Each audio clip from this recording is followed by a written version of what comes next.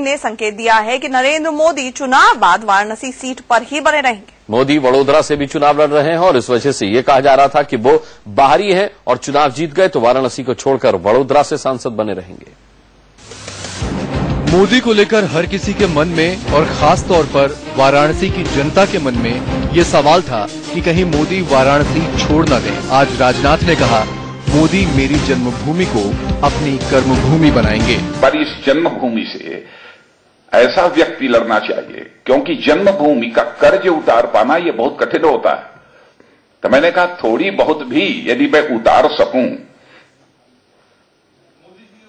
तो बिल्कुल प्रधानमंत्री यदि कैंडिडेट हमारी जन्मभूमि से होता है तो इससे बड़े गौरव की बात और कुछ नहीं हो सकती।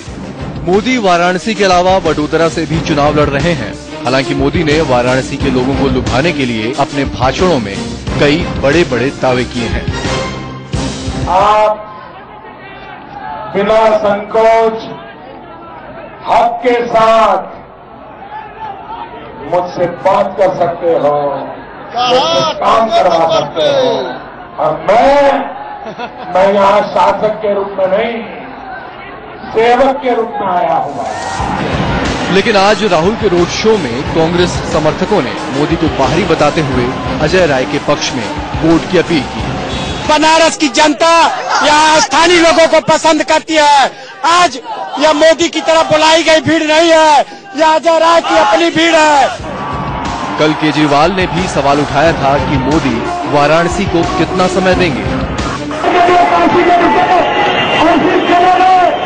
जनता कह रही है, काशी के लोग कह रहे हैं, जिस आदमी के पास चुनाव के पहले हमारे लिए 2 घंटे का टाइम है, और हमारे को चुनाव के बाद क्या टाइम देगा दोस्तों। इससे पहले खुद मोदी ने भी वाराणसी और वडोदरा को लेकर कोई साफ जवाब नहीं दिया था।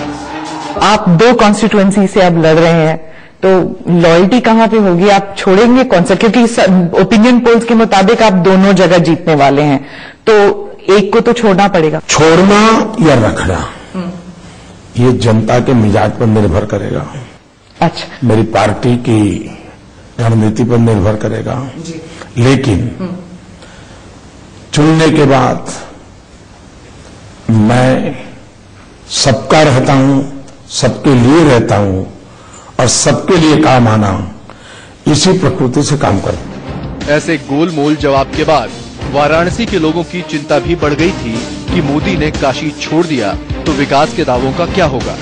ऐसे में राजनाथ को सफाई देनी पड़ी। मैंने बिल्कुल मैं कह रहा हूं निराश नहीं करेंगे, क्योंकि इसलिए भी आप समझते रहिए, अध्यक्ष वाराणसी का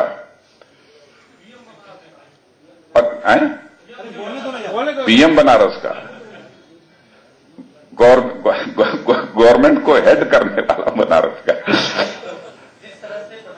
बनारस का प्रतिनिधि गवर्नमेंट को हेड करेगा कोई।